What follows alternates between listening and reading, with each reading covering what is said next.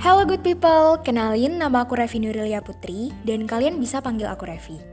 Kali ini aku akan membawa podcast yang temanya tentang menyongsong post-pandemic dengan judul Membangun Impian dengan Literasi di Masa Pandemi dalam Menghadapi Berita Hoax. Oke, kira-kira apa sih itu impian? Impian itu adalah keinginan yang benar-benar ingin kita capai meskipun secara logika sangat sulit untuk digapai. Dan menurut aku sendiri nih, aku suka ngertiin impian itu adalah harapan terhadap goals-goals yang ingin banget aku tuju. Contohnya nih ya, impianku tuh pengen jadi dokter sekaligus motivator terkenal yang bisa jalan-jalan keliling dunia. Emang sih agak sulit banget buat digapai, tapi yang namanya mimpi ya harus tinggi. Terus, kenapa sih harus dengan literasi? Nah, literasi sendiri itu kan secara garis besar artinya kemampuan dan keterampilan seseorang dalam membaca, menulis, berbicara, menghitung, juga memecahkan masalah di kehidupan sehari-hari. Tapi, sebelum kita tahu nih tentang kemampuan literasi kita, alangkah baiknya kalau kita belajar dulu. Dan sumber belajar itu kan biasanya banyak banget ya. Cuman, salah satu contoh utamanya nih buku. Kenapa sih buku?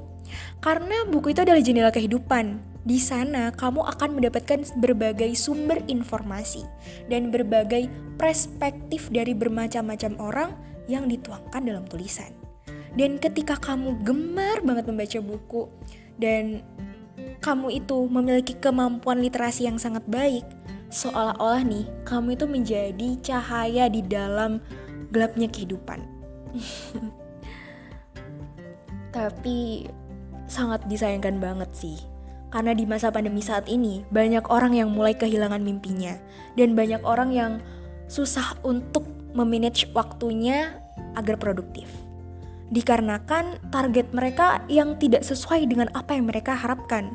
Contohnya nih ya, ada pedagang minuman yang sebelum pandemi dia bisa menjual 1000 cup per hari. Tapi ketika pandemi dia hanya bisa menjual 500 cup per hari.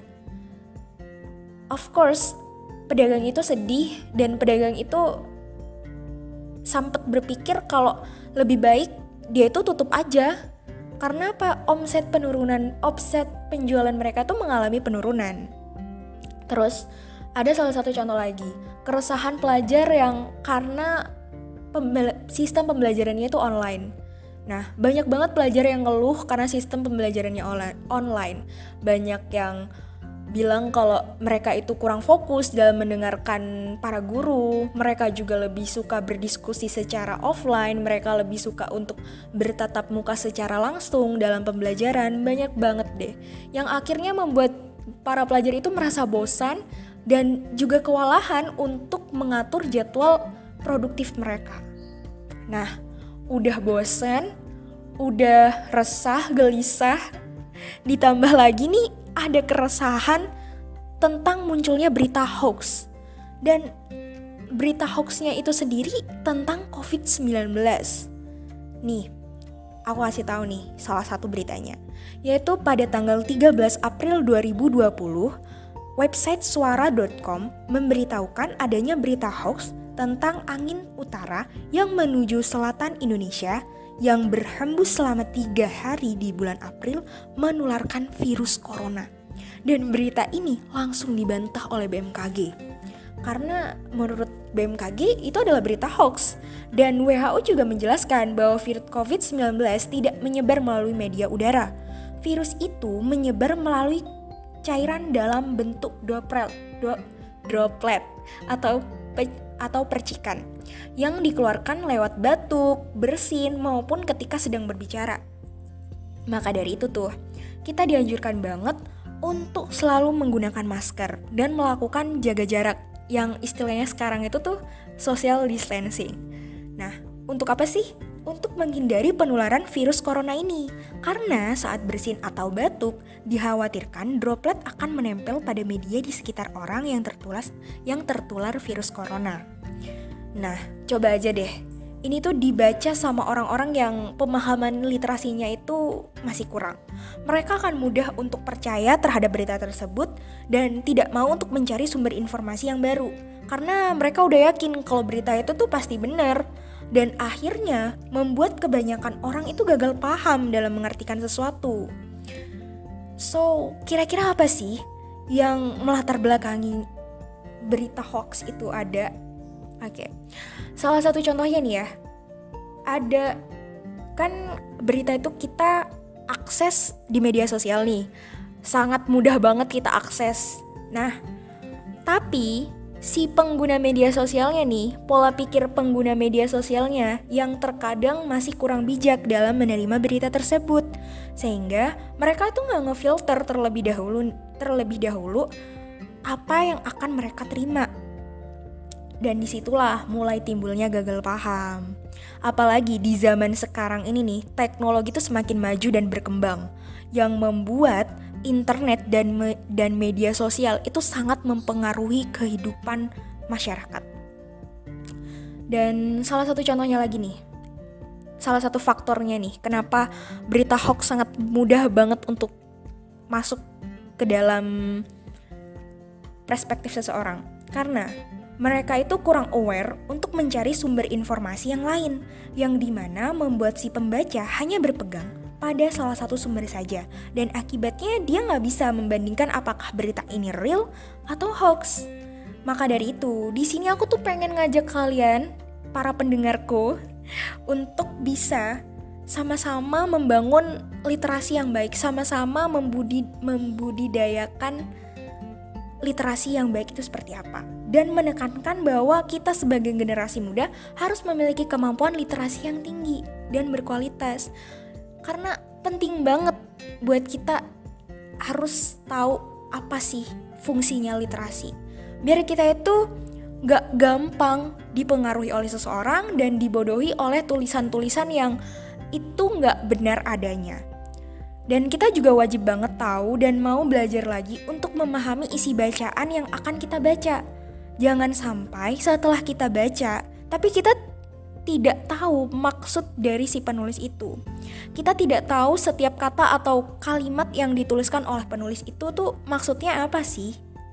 Kita cuma asal baca aja gitu. Karena menurut aku ya, kalau kemampuan literasi kita itu sudah baik dan pemahaman kita terhadap sesuatu juga itu sudah baik, itu akan berdampak banget sama pola pikir dan kehidupan kita. Dan ini bisa menjadi titik awal sebagai generasi penerus bangsa dalam menyongsong post-pandemic. Biar kita itu nggak gampang goyah, biar meskipun angin sekencang apapun angin itu menerpa kita itu akan tetap kokoh di satu tempat.